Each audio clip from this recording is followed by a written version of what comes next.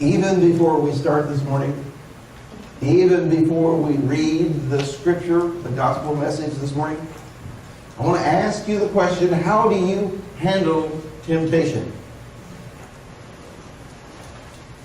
I say that before the message because it's a message you all know, I think.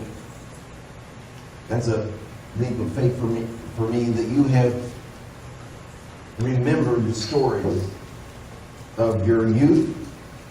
Remember the stories as you read. Remember the stories that God places in front of you to make significant decisions. It's about Jesus in the wilderness. It's the beginning of his ministry. You remember he went out into the desert. I tried to work through all of this myself. 40 days, 40 nights in the desert, fasting, praying, meditating, walking with God. But 40 days. Come on, that's a long time. Well, let's don't get bogged down with all of that stuff. The question still comes up with, how do you handle temptation? How do you understand the way that Jesus handled temptation? Because he was fully human, fully divine, and in those moments when he was tempted in the desert, he was a superstar. He had a divine will, wouldn't you say? And he had this human endurance. Well, that part's not different than you and I.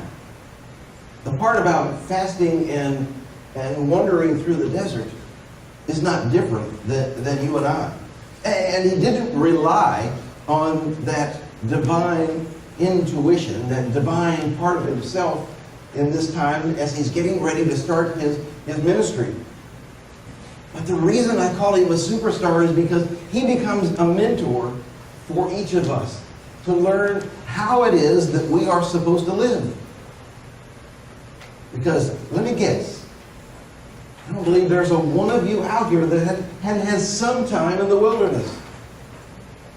Candy and I spent 3 years in the wilderness, in between one career and accepting the career of ministry. 3 years in the wilderness. It's a lot longer than 40 days. Some of us just take longer to make the right decisions, I guess. I told the kids this morning, and you weren't listening, I saw this boat this week. I mean, it was a beauty. It was set up, Bob, for fishing. I mean, it was perfect. And I resisted. I resisted for several reasons. Candy helped. About 3,000 of them, right? It was not financially possible. Yeah. But because I was doing the right thing. Right? I resisted temptation. But my point is that maybe it's easier to resist temptation of big things that you really have no control over anyway than it is to resist the little things.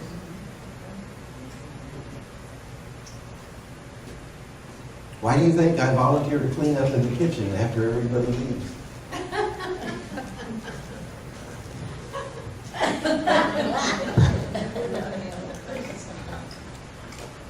The question is what floats your boat, and if you understand what floats your boat, then you can be ready for temptation. Because I'm telling you, the temptation is going to come not with the things you don't like. I'm not a big fan of chocolate. Everybody goes, oh. So you really can't, I don't dislike it. It's just not my favorite. So you really can't tempt me with chocolate. But there are some things. Don't turn your back. They'll be gone. But in today's world, temptation comes to us in kind of a sneaky way. And I'm talking about today's world because I'm talking about technology. I think everybody has access to some time or another, whether you have one at home or not, a computer. And you're trying to do something legitimate. And what happens? Pop. On the screen, up comes this thing on the side. What I learned is that when it says add choices, AD choices, don't click on that. It'll take you out of where you are and send you down a rabbit trail that you may never recover from. With advertisements for everything that you shouldn't even think about, to things that you might just want even though you don't need them. They call that clickbait. New term for me. Click. On your mouse. You can run your mouse over the ad and click on it, and it will tell you how to get the best price in the world and how you must have their product. Clickbait. That's the way the world tempts us today. Now, Jesus wasn't carrying a laptop, I don't believe. So clickbait is kind of a new thing, and it allows us to be influenced in a way that is not where we were starting out to go in the beginning. It also is a way that we can make decisions that maybe we shouldn't have made, because all it takes is a click, right?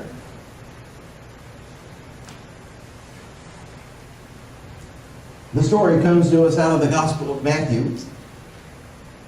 It is the beginning of Jesus' ministry, and it is the temptations that allowed him to go forward as he has prayed and walked with God in the desert.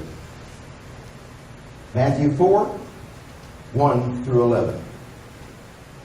And then Jesus was led by the Spirit into the desert to be tempted by the devil. After fasting 40 days, and do you know in my Bible, devil is a small d, and everything I write, devil is a small d. But my computer wants to make that name a capital letter.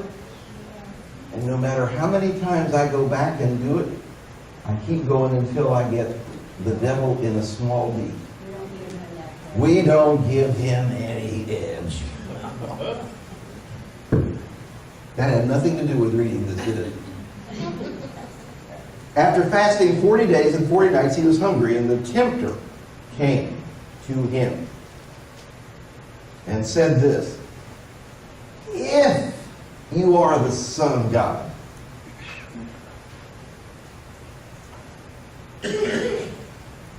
tell these stones to become bread." And Jesus answered, "It is written, man does not live on bread alone, but on every word that comes from the mouth of God." Amen. And then the devil took him to the holy city. That'd be Jerusalem, right? Jerusalem. And had him stand on the highest point of the temple. "If you are the Son of God, throw yourself down, for it is written, he will command his angels concerning you, so that you will not strike even your foot against a stone." And Jesus answered him, "It is also written, do not put the Lord your God to the test." Again, the devil took him to a very high mountain and showed him all of the kingdoms of the world and their splendor. "I will give this all to you, if you bow down and worship me." And Jesus said to him, "Away from me, Satan, for it is written, worship the Lord your God and serve him only." And then the devil left him, and the angels came and attended him. It is the word of God for the people of God. Thanks be to God. Thanks be to God. I'm telling you, thanks be to God, because we get tempted every day of our lives, and we need those. We need the example that Jesus led for us, the life that he led for us, that we might resist the temptations. Because I'm telling you, you're going to hit more than 3 temptations in your lifetime. But the 3 temptations came to Jesus in his weakest hour. His weakest moments, when he had already been fasting and praying and walking with God in the desert day and night for 40 days. And Satan says, turn the stone into bread. Make the jump of your life. Take the power of dominion. Only the Son of God could resist those kinds of temptations. What we heard when we read the Gospel of Matthew was that Jesus responded in Scripture in his time of temptation because he was accustomed to turning to Scripture in his time of prayer. It wasn't Scripture, though, that saved him from the wilderness and from the temptations, was it? Because quoting Scripture is no big deal. Even the devil can do that. And does it well, I might add. It was the 40 days before of prayer with the presence of God, walking with God, recognizing God. It was that total commitment, total walk with God that saved Jesus and brought to him peace and courage and comfort. But most of all, the strength that he needed to get through those temptations. Bring it forward. Make it relevant. That's what we always say, right? The question is, how about me? Question yourself. What brings you beyond your needs? You can pray to God in bed, in the shower, driving down the road, kneeling at the altar. What takes you from that point of normal prayer to this extraordinary relationship with Christ? Extraordinary as a mentor. Extraordinary human being. 40 days without food. And then the devil comes with a plate full of donuts, wrapped in plastic, and you can't get in it. Tempted, almost beyond bearable. To turn the stones into food. That's what they call a clickbait in the computer world. I think my dad used to call that a knee-jerk reaction. It's something that you do before you even realize you've done it. But Jesus didn't fall for it. Even though it seemed to be beyond human power to resist, Jesus did. Jesus chose beyond the things of the normal human body, like desires, peer pressure. Those kind of things influence us, encourage us. And often that kind of pressure can be more than we can stand. But it wasn't out of question. Jesus could have turned the stones into porterhouse steak if he chose. He took 2 fish and 5 loaves and fed the multitude. He took vessels of water and made the finest wine anybody's ever tried.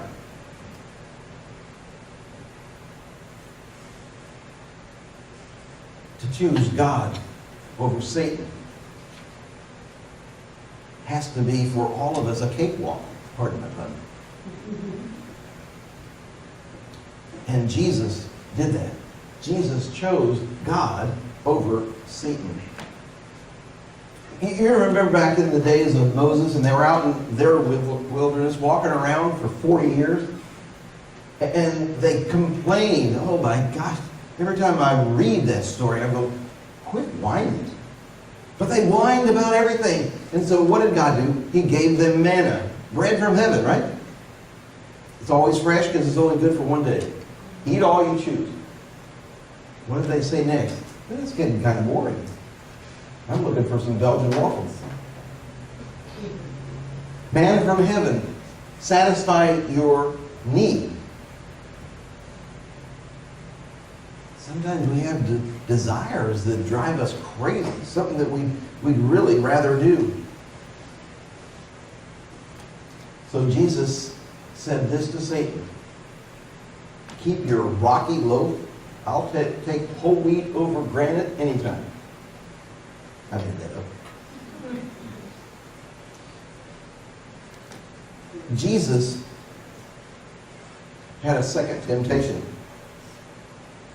And it attacks success. There's nothing wrong with success. I'm not saying there's anything wrong with success. It's just when you place success over everything else in your life. What did Satan say to him? Jump off the pinnacle of the highest building in Jerusalem. But only if you are the Son of God. Because it is written that the angels will catch you and you won't even stub your toe. I paraphrase that. Jesus resisted. You don't put your God to test.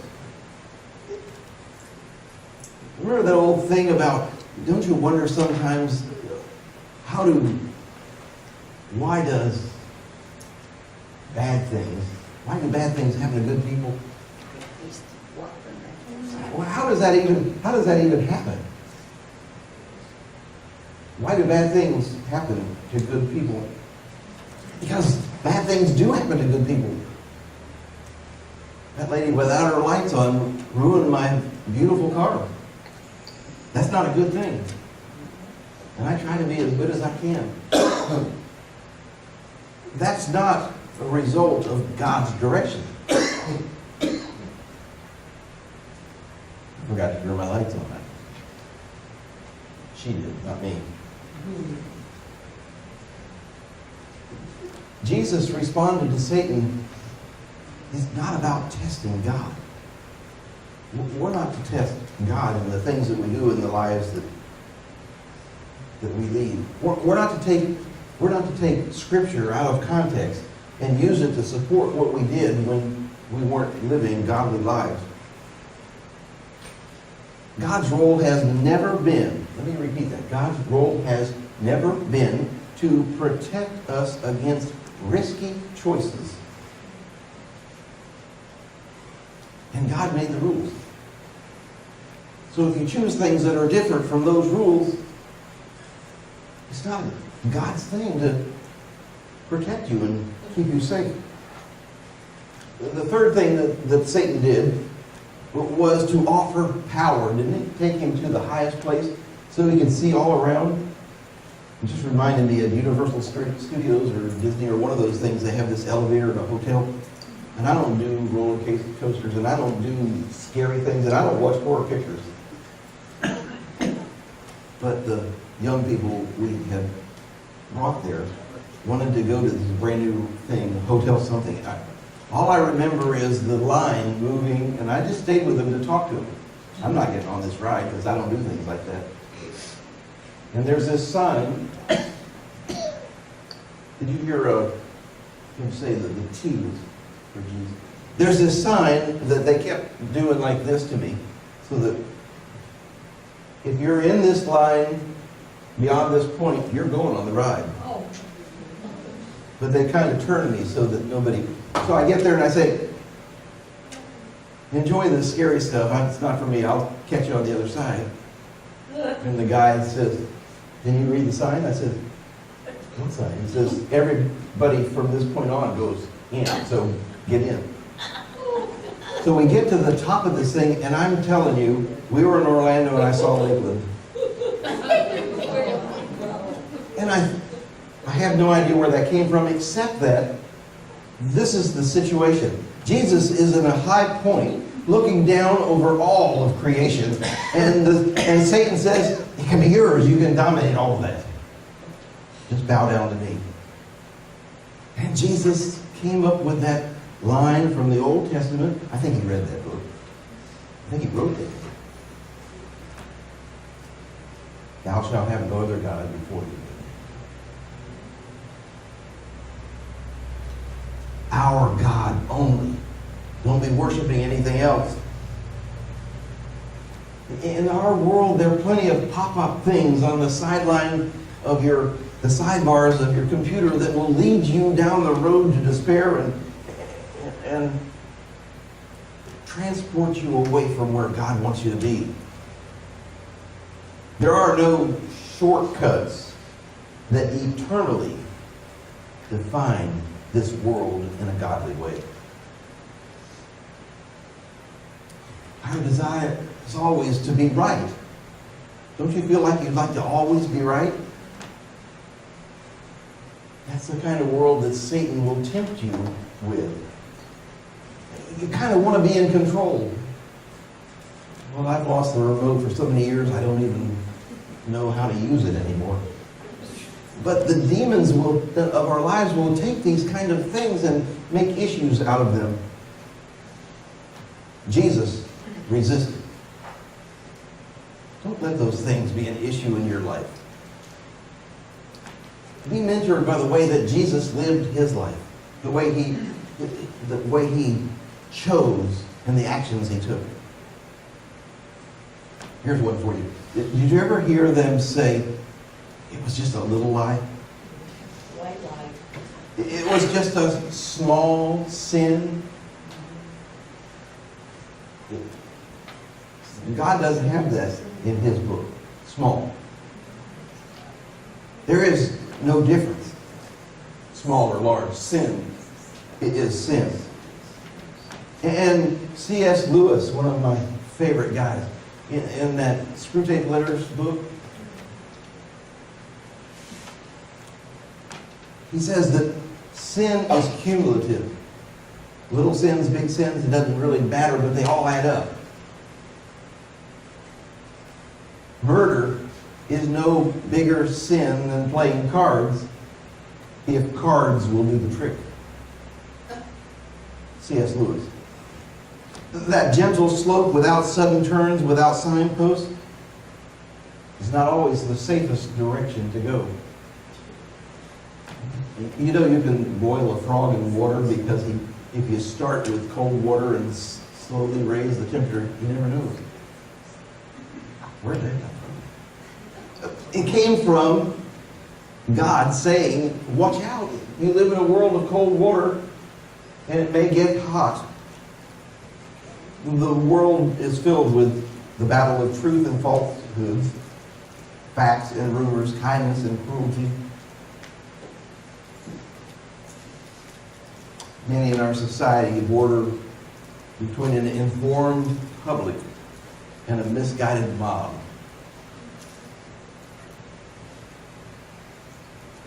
I was never so hurt as the day that I found out that Wikipedia may not always be true. You know, you can change what Wikipedia says. It crushed me. There are many kinds of truth upon which we must access life. Without truth, only chaos exists. What one person sees as the truth, others may see as a perception. When I was raising my children, relax, Fred, I'm still going here. When I was raising my children, I said to them, you know, perception becomes reality. And they said, but Dad, I was only there. I wasn't participating.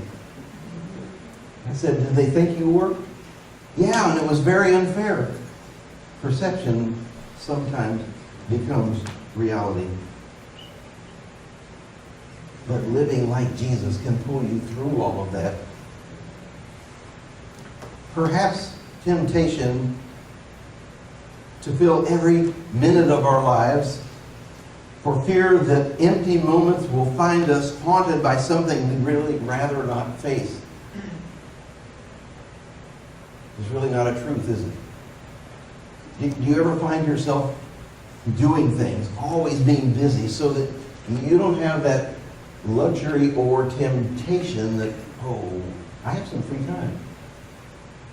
What can I do with that free time?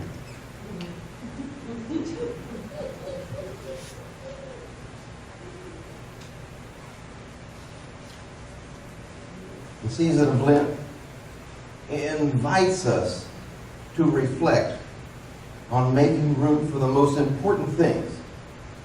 The truth we discover as we unplug and unwind lies the fact that the Spirit continues to lead human beings to a place of spiritual rest so that we can prepare for what's coming up next. You see, that's what Lent is about. Giving you time to rest and get ready. I think I call it preparation, but to rest and get ready sounds so much better. We've all talked about passion. I prefer the passion that I knew as a teenager over the passion that Jesus knew of his last week on this earth. I want to read something to you just as a closing. It's called Assurance of Forgiveness. When we are too weak to say no, Jesus intercedes and says, away! Away with the powers of sin and death. Away with the forces of temptation and destruction. His word makes it so. His sacrifice makes it real. Happy are those whose transgressions are forgiven, whose sin is covered. That's Jesus' way. Jesus Christ is the forgiver and the granter of peace. And all the children say, Amen.